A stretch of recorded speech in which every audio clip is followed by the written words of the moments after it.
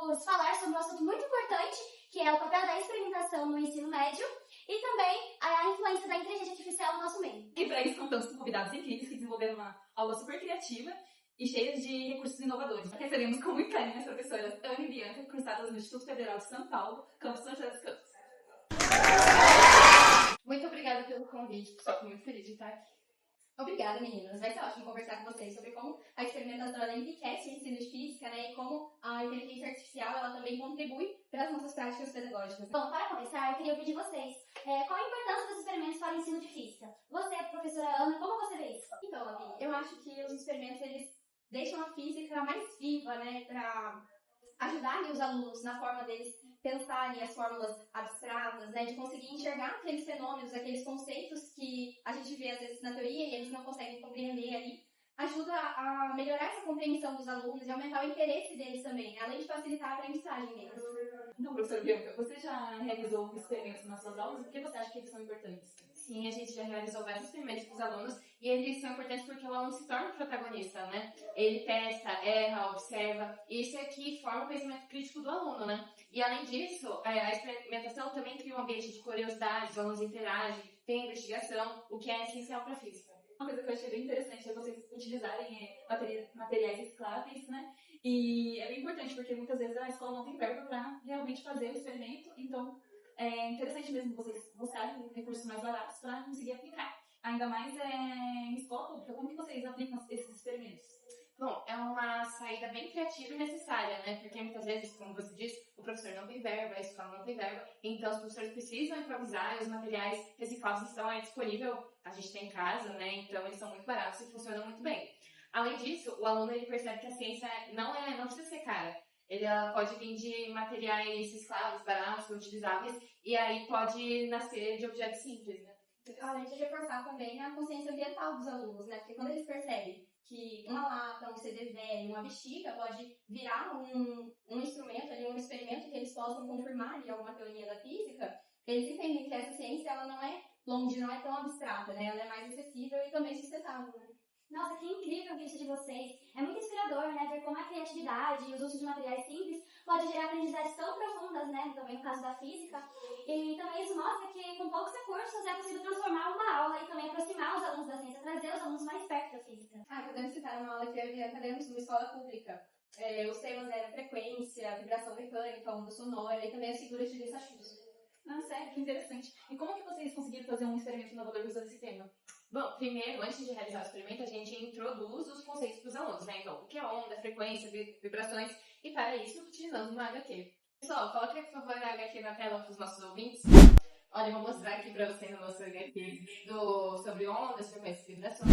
Nossa, que interessante. Mas me conta, de onde surgiu essa ideia de fazer uma HQ? Porque a gente sabe, né, da dificuldade que é fazer uma HQ e também do tempo nosso e ainda mais colocar a física dentro de uma HQ. Então, justamente por a gente saber dessa dificuldade que a gente decidiu usar a IA, né, como um apoio para essa construção da HQ, né? Então a gente criou toda a ideia, escreveu o roteiro, escreveu os personagens, né, para a IA, para que a partir desses comandos que a gente fosse dando para ela, que ela pudesse gerar as imagens e então a gente deu forma aí naquela HQ, né?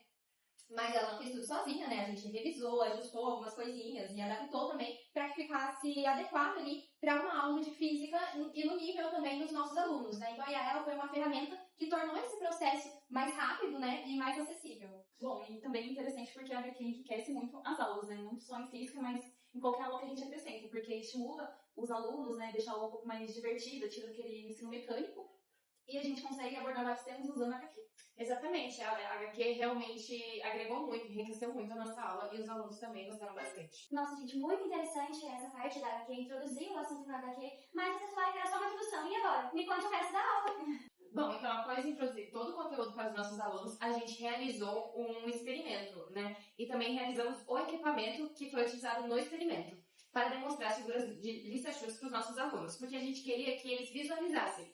Então a gente construiu esse equipamento, né, utilizando materiais recicláveis e baratos. Interessante. Me conta que materiais vocês utilizaram para produzir. Para materiais bem fáceis, nós trouxemos eles aqui para montar com vocês. Então a primeira é uma lata de alumínio, né, pode ser de leite em pó, e a gente recortou o fundo dela e colocou uma bexiga e prendeu ela com um elástico e com também fita adesiva. Aí nós pegamos um CD pode ser um CD velho, e recortamos um quadrado de 2 por 2 e colamos ele aqui no fundo com uma cola de silicone. Então ele ficou assim. E também utilizamos um cano de PVC, né, que ele foi cortado, para que a gente possa encaixar o laser para fazer um suporte para ele. Eu quero saber quanto que custou para fazer todo esse material, né, todo esse equipamento. Bom, pra gente custou em média de R$50, que foi o preço do laser, né, porque a gente tinha os outros materiais, mas também você consegue comprar o laser mais barato. E se fosse para um professor fazer do zero, sem ter materiais reciclados, porque vocês tiveram, né, lá, enfim, se fosse para fazer do zero? Aí eu acho que ficaria em torno de uns R$100. Ah, sim. E onde entra o som nisso, né? Vocês falaram de ondas e tudo mais. E como que vocês explicaram esse conteúdo para os alunos? Então a magia, ela entra quando a gente vai testar esse nosso experimento, né? Quando os alunos eles vão falar ou gritar ali dentro da lata, vai emitir sons, né, as ondas, e aí o balão ele vibra. E essas vibrações, né, as vibrações mecânicas, elas movimentam o CD e desviam o feixe do laser. E aí é esse ponto do laser, né, que desenha, então, numa parede ou em um papel preto ali, os padrões geométricos, né, que são conhecidos como as figuras de Lissachus. Nossa, que legal, mas os alunos conseguiram ver claramente as figuras? Dá pra ver certinho? Sim, eles ficaram encantados. Quando a gente muda a intensidade da voz ou o tipo de som, os padrões, eles mudam, né, com as vibrações. Assim, eles percebiam as diferentes frequências que geram figuras diferentes. Então, isso abriu uma discussão muito rica na nossa aula sobre as ondas sonoras, as vibrações e o movimento harmônico. Nossa, que legal. Então vamos testar o experimento? Sim.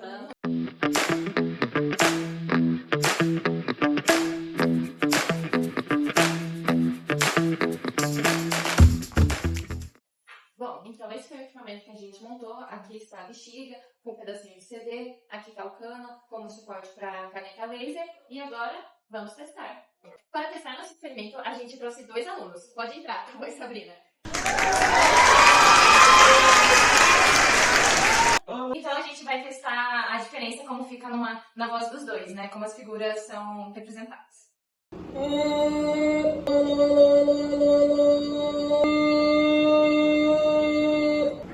Ana! Não! Está funcionando? Ana!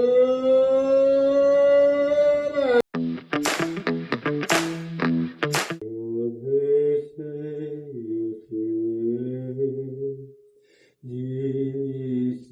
dissiparão. Que incrível, né? Então a aula de vocês foi muito enriquecedora, né? E eu queria entender um pouco mais onde que surgiu a ideia de trabalhar com esse conteúdo e por que, além das ondas sonoras e frequências, vocês trouxeram também as figuras, né? Que normalmente não aparecem no ensino médio. Então, o que levou vocês a escolherem e motivarem vocês a trazer esse conteúdo? Então, essa aula surgiu da nossa vontade de deixar os conceitos físicos, né, de onda ali, mais acessível e interessante para os alunos, né?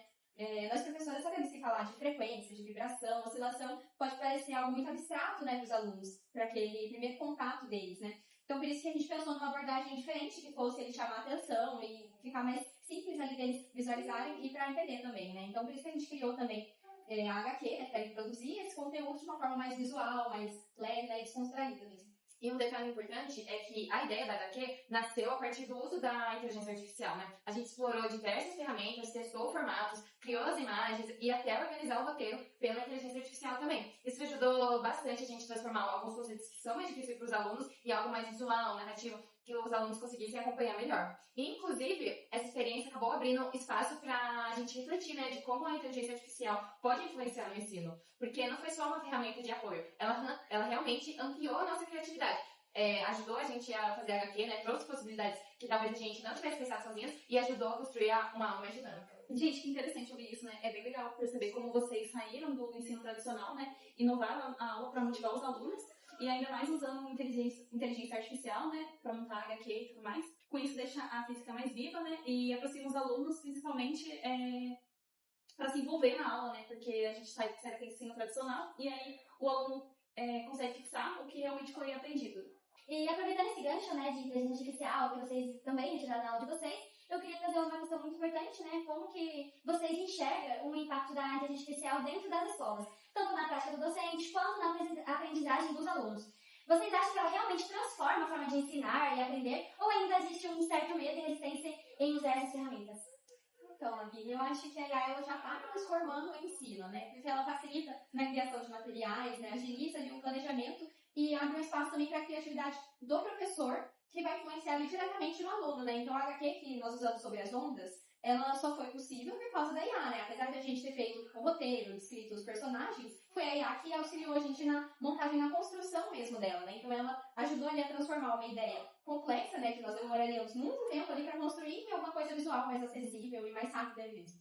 Eu vejo também essa diferença no dia a dia, né? Que a IA ajuda a dar um empurrãozinho na criatividade, né? Auxiliando a fazer coisas inovadoras, mas também muitos professores têm receio, têm medo de a IA substituir o papel do professor na sala de aula, né? Sim, isso existe mesmo, né? Mas quando o professor, ele entende que a IA não é uma substituta, né? E sim uma parceira, alguém que vai ali te auxiliar a construir melhor as suas aulas, né? Isso muda, né? E ela não tem a sensibilidade pedagógica que o professor tem, ela não conhece a turma, não conhece cada aluno, né? Ela não entende ali o contexto social que eles estão, né? E ela só vai ajudar ali a potencializar o nosso trabalho mesmo. Exatamente isso, né? Porque quem sabe explicar para o aluno, quem vai adaptar o conteúdo para a realidade deles, e quem sabe o ritmo da turma, né? Quem conhece a turma somos nós, né? Os professores. E a IA, ela não tem esse olhar humano, né? Ela vai o quê? Ela vai somente ajudar o nosso trabalho, e facilitar o nosso trabalho. Sim, e com os alunos a gente sabe que a IA impacta bastante, né? Porque eles usam para fazer os trabalhos, as tarefas de casa, então eles usam para pesquisar, escrever, revisar. E o nosso papel agora é ensinar eles a terem esse pensamento crítico. Não é só copiar a resposta, é entender, interpretar, questionar. Para ser bem sincera, né, também tem aquele risco de do aluno usar totalmente a IA para poder fazer atividades e tudo mais e tirar a voz do aluno, né? Então ele usar a inteligência para fazer tudo na escola e acaba não aprendendo nada. E é verdade, né? Também tem questões de respostas erradas, enfim. E já que estamos falando disso, né, dos riscos, eu queria saber a opinião de vocês também sobre o lado negativo dessa tecnologia, de usar a inteligência artificial. Tipo, quais são os principais problemas que vocês já viram ou acreditam, né, que pode surgir durante a utilização da IA nas escolas?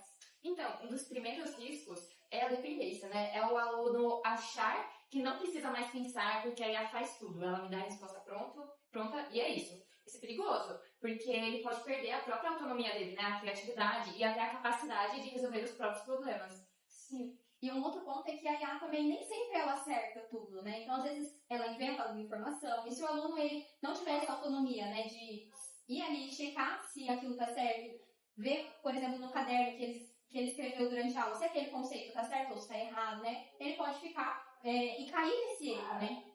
E, claro, também tem uma questão ética, né? Copiar um texto pronto e usar para fazer um trabalho inteiro pode prejudicar a aprendizagem deles, né? E também temos que pensar, né, na desigualdade, né? Que nem todo aluno tem o mesmo acesso e consegue usar essas ferramentas como um recurso, né? Sim, é exatamente isso. Por isso, existem os professores, né? Eles são fundamentais nesse processo para orientar, equilibrar e transformar a IA em uma ferramenta e não para o aluno usar como muleta. Gente, que conversa rica, né? Deu para entender, perceber, né, como a inteligência artificial pode transformar a sala de aula, mas também ela existe uma responsabilidade a mais, né? Um cuidado. E principalmente o olhar do professor. O professor tem que policiar os alunos, ensinar eles de uma forma melhor de como usar a inteligência artificial, não só copiar, enfim. E também a parte de vocês, né, da aula que vocês fizeram com o experimento e também a utilização de inteligência artificial foi muito enriquecedora. Com certeza, é uma inspiração ouvir vocês, o relato de vocês, né, sobre a aula, como vocês usaram a tecnologia, a criatividade, né, e a ciência para envolver, né. E isso mostra como a inovação não precisa ser algo complicado, né, pode ser algo intencional. Sim, agradecemos muito o convite de vocês, né? É uma honra poder participar do Polifísica, né? E poder divulgar também o nosso trabalho, né? É sempre importante discutir esses temas e mostrar que o professor ele pode sim usar a IA, né? Mas como uma aliada. Sim, muito obrigada, gente, por receber a gente. E esperamos que mais docentes experimentem, criem, inovem, testem, porque quando a gente se inova, os alunos percebem a diferença. Então é isso, pessoal. Muito obrigada para vocês que nos ouviram até aqui. E obrigada, Ana e Bianca. E que essa conversa inspire em novas práticas, novos olhares e novas formas de ensinar física. Nos encontramos no próximo episódio. Até mais! Até mais, Polifísica!